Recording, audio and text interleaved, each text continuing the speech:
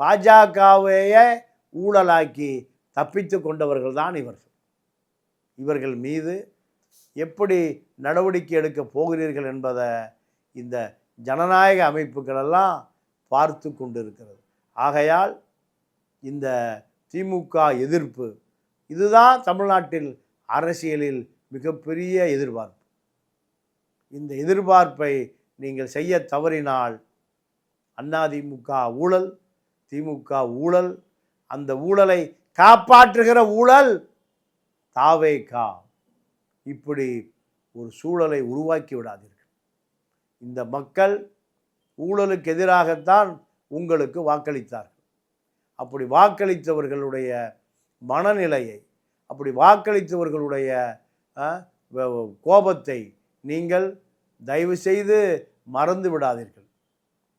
தமிழ்நாட்டை பொறுத்தவரை ஆட்சி மாற்றம் என்பதே ஊழலுக்கு ஒரு மாற்றம்தான், ஊழலை ஒழிக்கக்கூடிய ஒரு மாற்றம்தான். அதிமுக ஊழல், திமுக ஊழல், இரண்டு ஊழல்களையும் ஒழிப்பதற்காகத்தான் ஒரு ஆட்சி மாற்றம். அதை செய்ய தவறினால் அந்த தீராத பழி, மூன்றாவது ஊழல் என்ற முத்திரை உங்கள் மீது குத்தப்படுவதற்கு முன்பு விழித்து கொள்ள வேண்டும்.